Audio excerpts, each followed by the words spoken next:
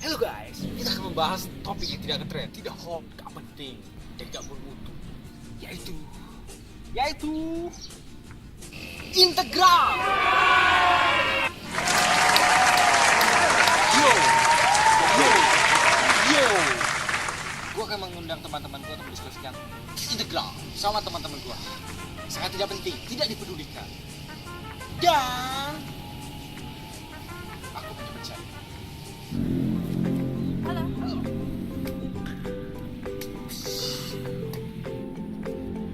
What's up, bro? Hey. Halo guys. Halo, kita akan membahas sebuah masalah. Lebih masalah. Guys, kita akan bahas integral dengan apa?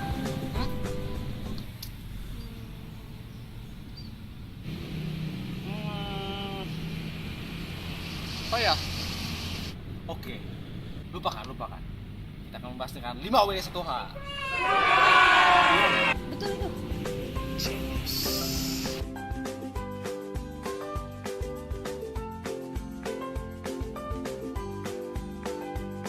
Hey guys, apa kalian tahu apa itu integral? Apa itu integral? Integral itu apa? Apa itu integral? Integral itu apa? Apa itu apa?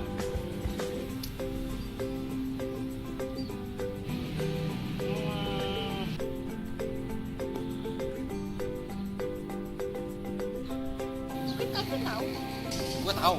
Hubungan dengan mat, yoi, pasti ada angkanya. Ada huruf V juga. hubungan dengan turunan. Tapi bukan turunan. Berarti integral itu berhubungan dengan turunan, tapi bukan turunan. Jadi konklusinya, integral itu bukan turunan yang berhubungan dengan turunan. Iya, gue tahu. Jadi sebenarnya integral itu kebalikan dari turunan. Apa? Berarti naikkan. Seperti itu di turunan. Oh, di turunan.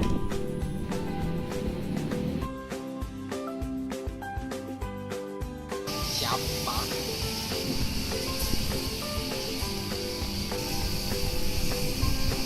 Menurut kalian siapa yang bisa hitung luas banget pakai integral? Hah? Siapa? Yang pasti bukan anak SD. Pasti bukan tukang ojek juga kali. Yang pasti anak kelas 3 SMA bisa. Ngerti integral nggak? Hai. Ngerti? Oh my god. Integral. Yang pasti guru mah juga bisa. Bapak tahu integral? Ya tahu lah. Apalagi insinyur. Tahu sedikit. Kira-kira bangunan yang itu pakai integral apa ya? Tahu menara info? Tahu menara bisa?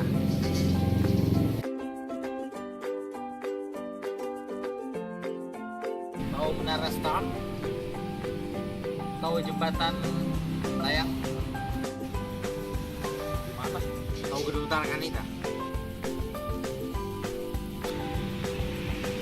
Oh, jadi bangunan yang dengan integral adalah Ya, benar. Iya. Gedung-gedung besar. rumah. Tidak semua.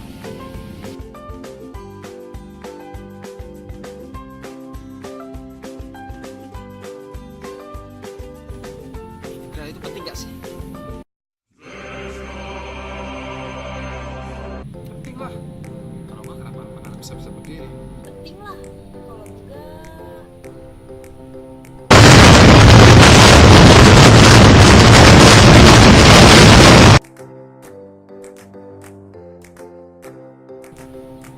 Oh ya, gimana ya caranya? Step 1. Sediakan peralatan untuk kelas bangun datar. Kertas. pensil dan penghapus. Garis. Step 2. Pilih bentuk datar yang kita inginkan. Step 3. Tentukan ukuran maksimal tempat di mana bangunan yang ingin dibuat.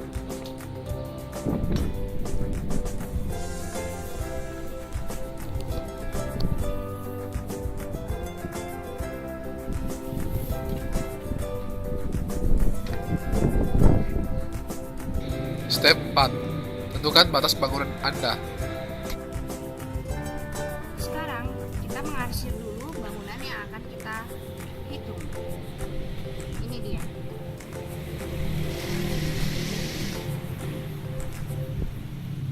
Setelah itu,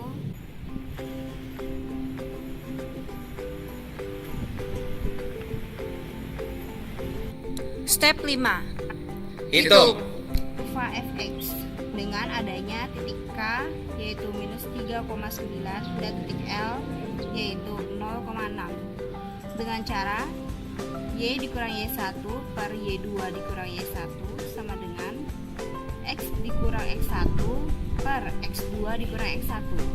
Lalu kita masukkan kedua titik ini ke dalamnya menjadi Y dikurang 9 per 6 dikurang 9 sama dengan X dikurang minus 3 per 0 dikurang minus 3. Lalu menjadi Y dikurang 9 per minus 3 sama dengan X ditambah 3 per 3. Lalu kedua ruas tersebut dibagi dengan minus 3 dan menghasilkan Y dikurang 9 sama dengan minus X dikurang 3. Setelah itu, kedua ruas ditambah 9 menjadi Y dikurang 9 ditambah 9 sama dengan minus X dikurang 3 ditambah 9 menjadi Y sama dengan minus X ditambah 6. Jadi fungsi dari kurva fx adalah Y sama dengan minus X ditambah 6. Sekarang kita akan mencari kurva gx dengan rumus jika diketahui titik puncaknya adalah 0,0 yang kita misalkan P sama dengan 0 dan Q sama dengan 0. Dan ini adalah rumus dari titik jika diketahui titik puncaknya, yaitu Y sama dengan A dalam kurung X dikurang P dalam kurung kuadrat ditambah Q.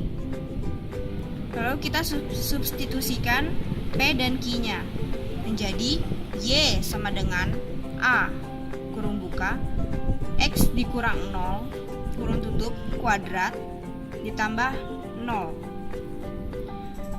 menjadi Y sama dengan AX kuadrat. Sekarang kita akan mencari A. Maka kita akan memasukkan sebuah titik yaitu titik K yaitu minus 3,9.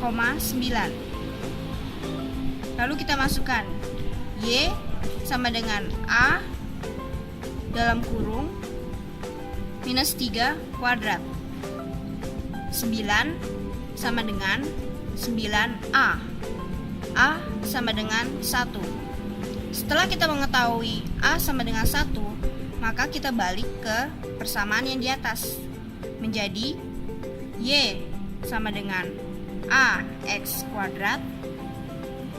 Jadi Y sama dengan 1X kuadrat. Maka dihasilkan Y sama dengan X kuadrat. Jadi persamaan dari kurva Gx adalah Y sama dengan X kuadrat. Ya. Oke, jadi kita sudah tahu batas atasnya yaitu A yaitu sama dengan 2 dan batas bawahnya yaitu B sama dengan minus 3. Maka kita sudah bisa mencari luas bangunan tersebut menggunakan rumus integral yaitu L sama dengan integral A sampai B fx min gx dx. Lalu kita masukkan batas atas batas bawahnya. Batas atas itu 2 dan batas bawahnya minus 3. Buka kurung fx min gx kurung dx. Lalu masukkan lagi fx dan gx yaitu fx yaitu minus 6 plus min x plus 6 minus x kuadrat dx. Lalu kita kalikan menjadi 2 integral 2 sampai minus 3 min x kuadrat min x plus 6 dx. Lalu kita integralkan jadi min 1/3 x pangkat 3 min setengah x kuadrat plus 6x tutup kurung batas atasnya 2 dan batas bawahnya minus 3. Lalu tinggal kita masukkan batas atas batas bawahnya. Jadi min 1/3 kali 2 pangkat 3 dikurang setengah dikali 2 pangkat 2 ditambah 6 kali 2.